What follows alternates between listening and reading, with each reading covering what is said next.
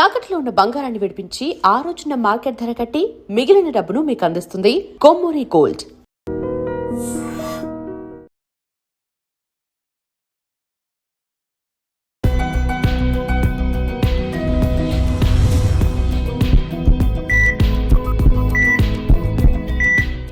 నమస్తే, welcome to healthy conversations with iDream media. నేను మీ Jhansi. So ఈరోజు మనం ప్రముఖ న్యూరో సర్జన్ డాక్టర్ రంగనాథం గారితో ఉన్నాము.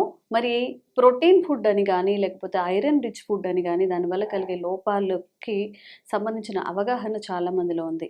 మరి ఈ రెండింటితో సరిసమానమైన మెగ్నీషియం లెవెల్స్ బాడీలో తగ్గడం వల్ల ఎలాంటి ఆరోగ్యపరమైన నష్టాలు చేకూరే అవకాశం ఉంటుంది, ఎలా గుర్తించాలి, ఎలా భర్తీ చేయాలి, ఈరోజు తెలుసుకుందాము. నమస్తే సార్. నమస్తే. ఎలా ఉన్నారు సార్? సో చాలా ఇప్పుడు ఎక్కడ ఏ సోషల్ మీడియాలో చూసినా protein rich food, iron food, pregnancy ఉన్నప్పుడు ఇలా తీసుకోవాలి అలా తీసుకోవాలని చెప్తూ ఉంటారు. కానీ మెగ్నీషియం లోపం వల్ల కలిగే నష్టాల గురించి ఎవరు చెప్పట్లేదు, మాట్లాడట్లేదు. సో ఈరోజు మెగ్నీషియం లోపించడం వల్ల యాజ్ ఎ న్యూరో సర్జన్గా మన మెదడు పైన కూడా ఎలాంటి ప్రభావం ఉంటుందో తెలుసుకుందాం సార్. ఇప్పుడు శరీరంలో కొన్ని ధాతువులు ఉన్నాయి, ఖనిజాలు అంటారు, వాటిని మినరల్స్ అంటారు. కాల్షియం అని, మెగ్నీషియం అని, ఫాస్ఫరస్ అని ఇలా ఉన్నాయి. వీటిలో అన్నిటికంటే పేరు గుర్తింపు పొందింది కాల్షియం. First calcium.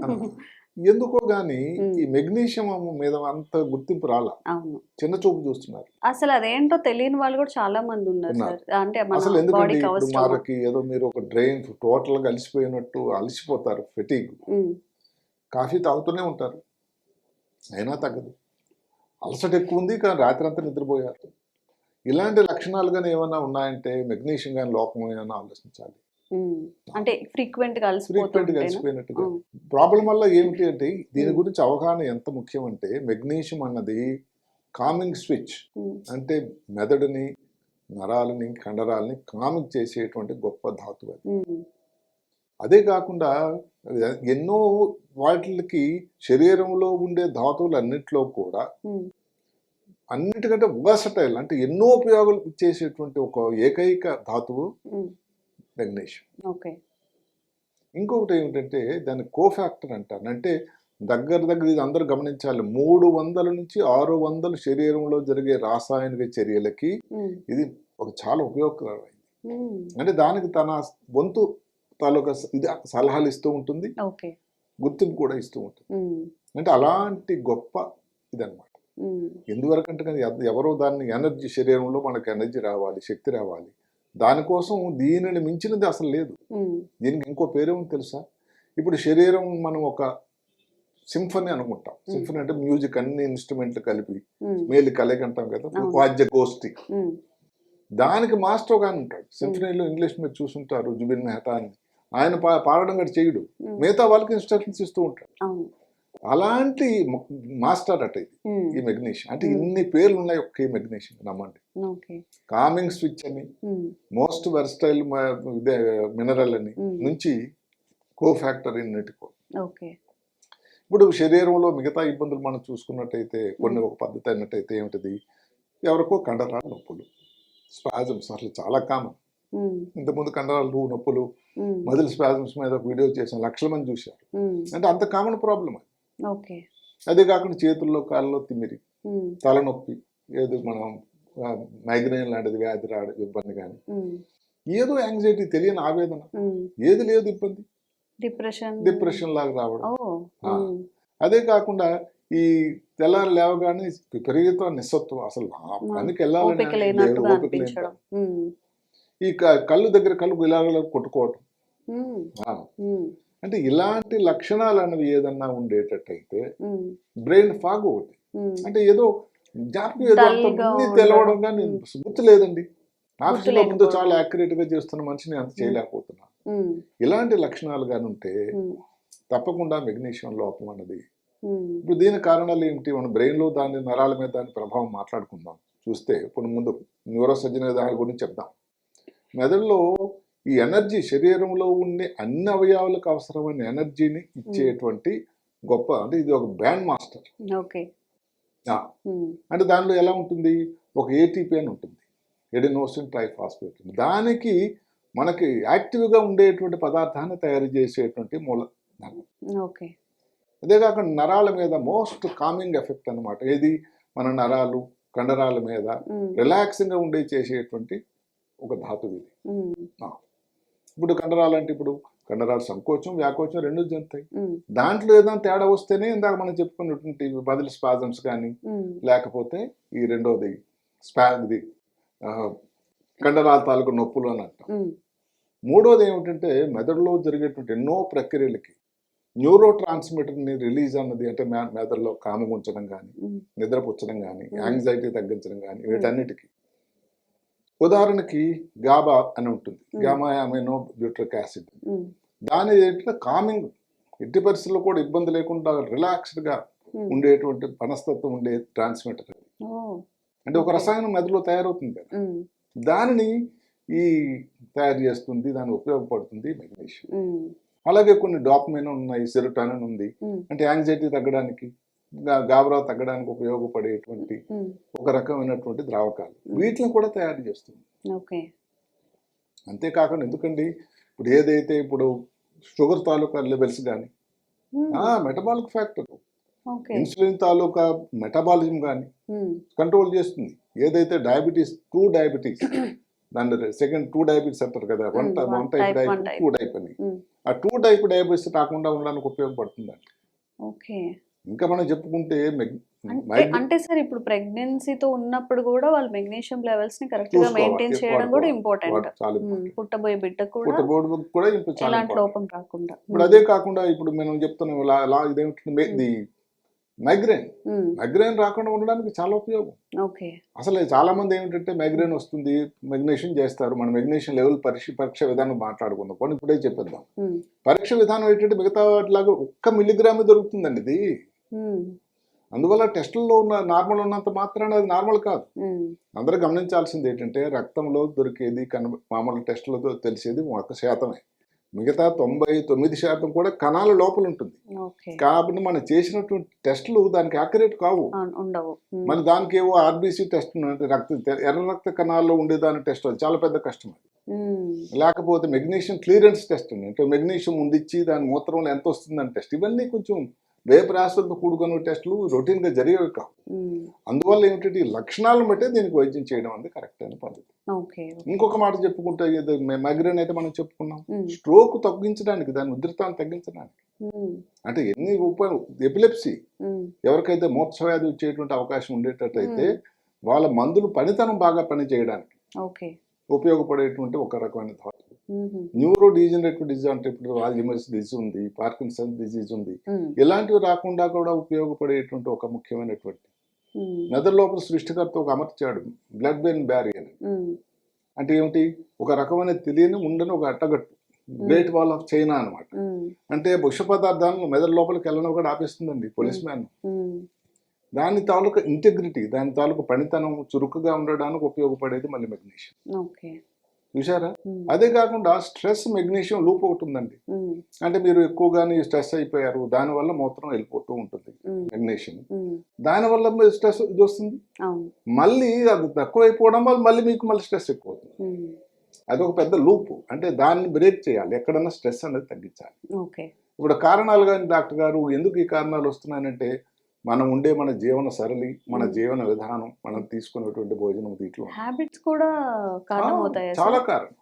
ఇప్పుడు ఎలా ఉదాహరణకి మనం తీసుకునేటువంటి ప్రాసెస్డ్ ఫుడ్ అండి, దానివల్ల ఏమవుతుంది, ఆ పైన ఉన్నటువంటి ప్రొటెక్టివ్ లేయర్ ని తీసిపడేస్తుంది కదండి, ఉండట్లేదు. దానివల్ల ప్రాబ్లం వస్తుంది. కాఫీ కప్పులు కూడా తాగుతూనే ఉంటారు, దానిలో కెఫీన్ వల్ల కూడా వస్తుంది, మద్యం సేవించడం వల్ల వస్తుంది. అదే కాకుండా ఇప్పుడు ఉండేటువంటి వాతావరణం పొల్యూషన్ ఉందనుకోండి, దానివల్ల స్ట్రెస్ అన్నిటికంటే ముఖ్యమైనది. వీటన్నిటి వల్ల మీరు వర్కౌట్కి వెళ్ళారు, ఈ మధ్యకాలంలో జిమ్స్ ఫ్యాషన్ వచ్చింది, అక్కడ తెలియకుండానే మెగ్నీషియం పోతుంది. ఎలా సార్? దానిలో చెమట వస్తుంది కదా, చెమటలో వెళ్ళిపోతుంది. అంటే మామూలుగా ఎక్సర్సైజ్ అయితే బాడీకి కావాలి, అవసరమే. అంటే దానిలో రీప్లేస్ చేయాలి. ఏది కూడా వద్దని చెప్పడం కన్నా ఇప్పుడు ప్రాసెస్డ్ ఫుడ్ అనుకోండి, మితం తీసుకోవచ్చు తక్కువ, దానికంటే అంత మల్టీ ప్రాసెసర్ కాకుండా దాని తాలూకా పైన ఉండే లేయర్ పోకుండా ఉండేటువంటి ధాన్యం తీసుకోవచ్చు. కాఫీ తీసుకోవద్దని ఎవరు చెప్తారు? 1-2 కప్పు. మద్యం అలాగే ఏదో లిమిట్, ఏదైనా దాటితే కదా ఇబ్బంది. అలా అవును. అది ఇవి కారణాలు. అంటే ఏమిటంటే మనం పొల్యూషన్ అంటే కూకట్పల్లిలోనే పొల్యూషన్ ఉంది, సంతనగర్లోనే పొల్యూషన్ ఉంది, అందరు ఏదైతే ప్రాంతాలకు వెళ్తున్నారో ఎక్కడ కోకాపేటలోనే పొల్యూషన్ ఉంది, కొంపల్లిలో పొల్యూషన్ ఉంది. అంటే నగరాలు తాలూకా ఏది ఆర్థికంగా అభివృద్ధి చెందుతున్న కొలది దానిలో పొల్యూషన్ శాతం కూడా పెరిగిపోతుంది. కాబట్టి దానితోనే బతకాలి, దానిలో జాగ్రత్తలను మనం తీసుకుంటూ ఉండాలి. అందువల్ల మనం ఉదయం నుంచి సాయంకాలం ఉండేటువంటి ఈ వాతావరణం అన్నిట్లోనే మరి దీనికి ఏమిటి ప్రత్యామ్నాయం? బెస్ట్ అండి మీరు తీసుకునే ఫుడ్ అండి, బెస్ట్ ఫుడ్ ఏమిటంటే సీడ్స్ అండి, పంప్కిన్ సీడ్స్. అంటే ఏదో గుమ్మడి తాలూకు విత్తనాలు ఏవైతే ఉన్నాయో చూశారు, దానిలో అన్నిటికంటే ఎక్కువ శాతం ఉండేటువంటి లెవెల్స్ ఉంటాయి. దాని తర్వాత ఆల్మండ్స్, అంటే మనం ఇవి బాదం, డార్క్ చాక్లెట్, మిగతా ఇష్టం ఉంటాయి. రైస్ తీసుకుంటే బ్రౌన్ రైస్ లో ఇది వండినటువంటి కుక్ చేసినటువంటి డైరెక్ట్ గా రా కాదు, పాలకూర, వీటింట్లో పుష్కలంగా ఉంటుంది.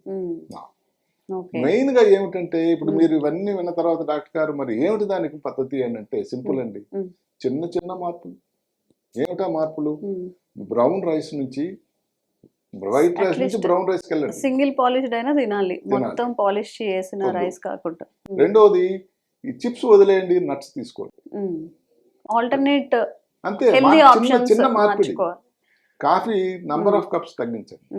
ఇవన్నీ చేస్తే మీకు తెలియకుండానే ఎంత మీ నరాలు కొయిట్గా ఉంటుంది, నిద్ర చాలా హ్యాపీగా ఉంటుంది, మధ్యలో నిద్రపోరు, నిద్ర భంగం జరగదు, చికాకుగా ఉండరు, సరిగదా కామ్గా ఉండి యాంగ్జైటీ తగ్గి హాయిగా ఉంటారు. కాబట్టి మెగ్నీషియం అన్నది దాని తాలూకు పద్ధతులు అన్నది మీరు తీసుకొని గొప్ప గొప్ప ఫుడ్ మనం ఏది చెప్పలేదు. మటకి ఈ గుమ్మడికాయ విత్తనాలు పెద్ద కాస్టే ఉందండి, అలాగే ప్రతి ఇంట్లో కూడా ఆల్మండ్స్ ఉన్నాయి. ఏమండి డార్క్ చాక్లెట్ కొంచెం ఏదో ఫ్రెష్గా కొత్తగా అనిపించవచ్చు ఎవరికన్నా. చేయాల్సిందల్లా వైట్ రైస్ కాకుండా బ్రౌన్ రైస్. చిప్స్ లాంటి మళ్ళీ చేస్తే దానిలో ప్రాసెస్ ఫుడ్ కింద వస్తుంది.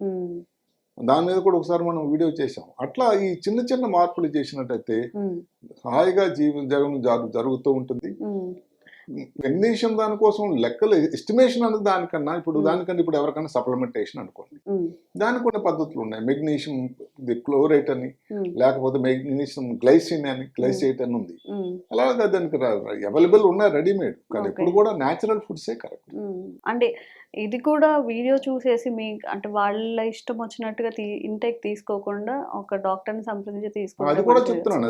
ఒకవేళ ఇలాంటి తీసుకున్నట్టయితే మళ్ళీ దానివల్ల డయేరియా కానీ రావడానికి ఇబ్బంది ఉంటుంది ఎక్కువగా తీసుకున్నట్లయితే. అందువల్ల ఏది అతి సర్వత్రా హేతువు కాబట్టి మీరు ఫస్ట్ ఆఫ్ ఆల్ మీకున్న లక్షణాలు డాక్టర్ గారిని సంప్రదించి, అవును ఇది మెగ్నీషియం సంబంధించిన లక్షణమే సుమా, మీ నిద్ర భంగం దానివల్లే, మీరు నిద్ర చికాకు దానివల్లే, కండరాలు నొప్పులు దానివల్లే, లేకపోతే ఏదో మీ బ్రెయిన్ ఫాగ్ కారణం, ఇలాగ వారిని నిర్దేశించి కొంతవరకు బ్లడ్ టెస్ట్ చేసి దానిలో మరీ తక్కువ వచ్చింది అనుకోండి, నార్మల్ గా మీరు అడగొచ్చు మరి ఎంత తీసుకోవాలి డాక్టర్. మగవాళ్ళకైతే మన భారత ప్రమాణాల ప్రకారం 360 మిలిగ్రాములు రోజుకి. ఒక స్పూన్ సరిపోతుందేమో సార్ మీరు చెప్పిన మీ మూడిట్లో జస్ట్ ఒక స్పూన్ పంకిన్ సీడ్స్ అని. లేడీస్ కి అయితే ఇంకా 320 విన్నారా. అందువల్ల పెద్ద రిక్వైర్మెంట్ అయితే ఎక్కువ లేదు, కాకపోతే కన్సిస్టెన్సీ మెయింటైన్ చేస్తూ రోజు తీసుకోవాలి. ఈ ఫుడ్స్ మీద కాన్సన్ట్రేట్ చేయాలి. మీరు మాటకి ఎక్కడైనా కానీ పొల్యూటెడ్ ఏరియాలో ఉన్నారనుకోండి, అప్పుడు మీకు అవసరం ఉంటుంది. కాఫీ కానీ ఎక్కువ తాగుతున్నారనుకోండి, దాన్ని తగ్గించాలని అవసరం ఉంది.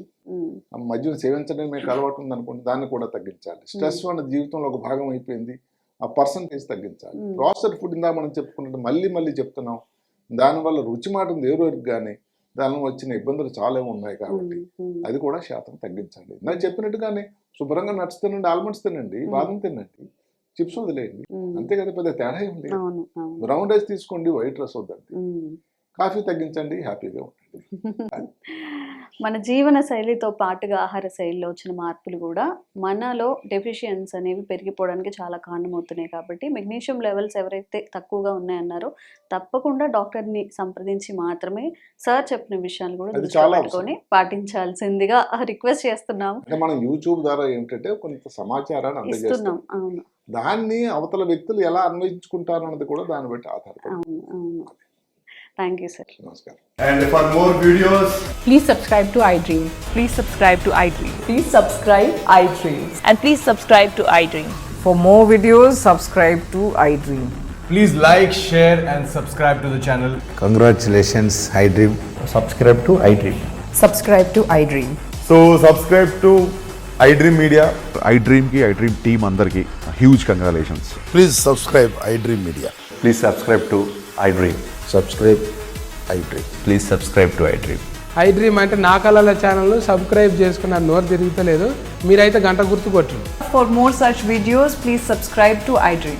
Subscribe to iDream. Please subscribe to iDream. Please subscribe iDream Media. Please do subscribe to iDream. Please subscribe to iDream Media. For best entertainment and information, please subscribe iDream. And don't forget to subscribe to iDream.